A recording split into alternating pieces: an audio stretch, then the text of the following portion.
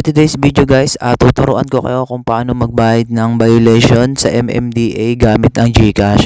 So, for today's video, ang kaso natin ay motorcycle lane. So, yan. Pagkatapos nyan, login kayo. Then, pindutin nyo yung bills. Tapos, hanapin nyo yung MMDA. Yan. Billers pala. Yan, search nyo lang. Tapos, maglo-loading yan. Yan. Type nyo dyan yung MMDA. Lalabas naman yan dyan. Makikita nyo yung logo nila. So, yan.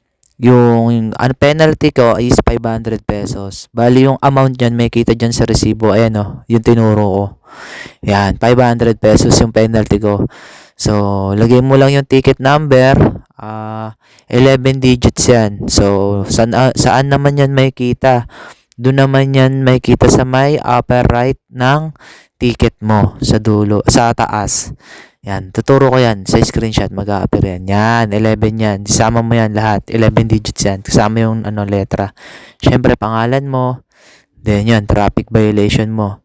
Dito, lalabas na lahat ng yung code violation ng MMDA. So, dapat dito is konting pasensya kasi ang dami talaga niyan. Take note, dapat tanungin nyo yung MMDA kung ano yung violation nyo.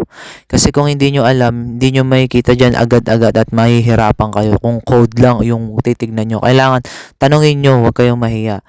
So, 10 days naman yung validation niyan. Kung may madadaanan ulit kayong MMDA, ipakita nyo yung ticket nyo, itanong nyo kung ano yung violation nyo. So, yun yung suggestion ko dyan, tip ko. So, kung nakatulong man sa inyo tong video guys, subscribe na kayo tsaka follow, support na sa Monty kong channel.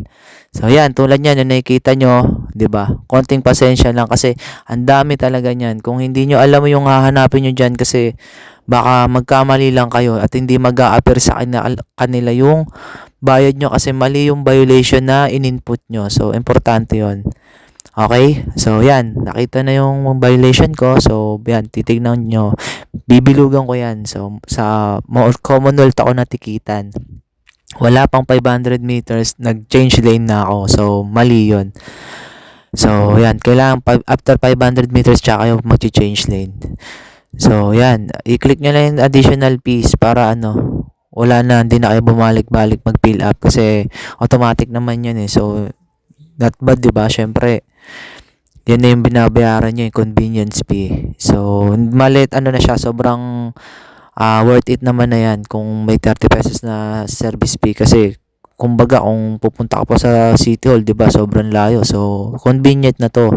Sino ba naman yung magkano lang na yan.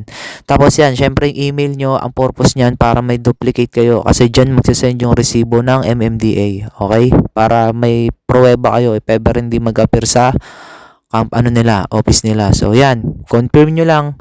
Double check nyo syempre yung number. Pag alam nyo okay na, yan, confirm nyo na okay na yan. So yan guys, save nyo lang yung picture na yan, yung online receipt ha. Subscribe na kayo din, follow na kayo sa channel ko. Maraming salamat. Peace.